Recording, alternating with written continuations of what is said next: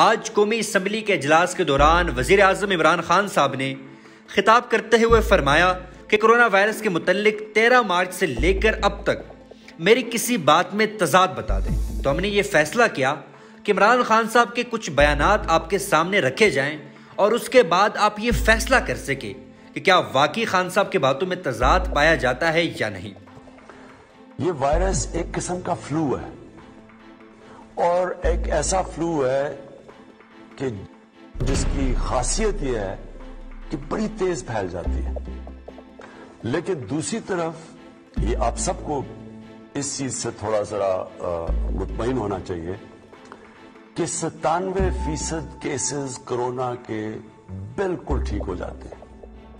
لوگ اس کو سیریسلی نہیں لیتے، عام لوگ سمجھتے ہیں کہ یہ کچھ ہے ہی نہیں، ایک یہ فلو ہے۔ عام لوگ اس کو، کیونکہ عام لوگ اس کو اس طرح دھیان نہیں دیتے، اس لیے کوئی ایسا پیس کی عمل نہیں کرتے۔ تو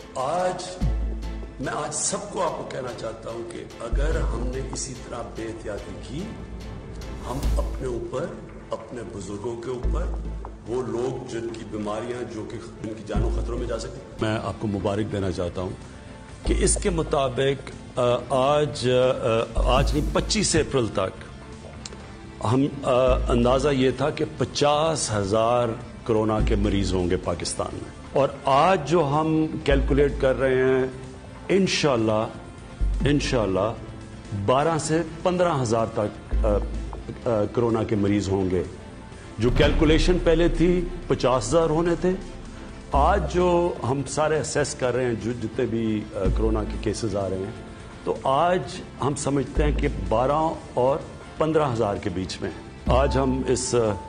خوش قسمت کنڈیشن میں اس لیے، اور خوش قسمت اس لیے میں کہہ رہا ہوں کہ آپ دنیا میں اور ملکوں کا حال دیکھیں اس وقت کہ کس طرح 1000 800 دن میں لوگ مر رہے ہیں وہاں، تو اس کے مقابلے میں میں یہ کہہ رہا ہوں کہ ان کا جب موازنہ کیا جائے تو ہمارے حالات بہت بہتر ہیں۔ تو اور میں یہ اس لیے بھی ہیں کہ جب 26 کرونا کے کیسز تھے پاکستان میں 13 مئی کے قریب، تو ہم نے تب لاک ڈاؤن کیا تھا پاکستان میں، ہاں 13 مارچ کو، تو ہمارا 26 فروری کو پہلا کیس آیا تھا، اور جب ہمارے 26 کیسز ہوئے تو 13 مارچ کو ہم نے اپنا لاک ڈاؤن شروع کیا تھا۔ آپ اگر یہ سمجھتے ہیں کہ صرف امیروں کی لاک ڈاؤن اناؤنس کر دیا، جی جلدی سے فوری لاک ڈاؤن اناؤنس کر دیا، سوچا ہی نہیں کہ وہ بیچارہ دیہڑی دار، وہ غریب آدمی، وہ رکشے والا، وہ جو بیچارہ سارا دن محنت کر کے آ کے اپنے بچوں کا پیٹ پالتا ہے، اس کا کیا بنے گا؟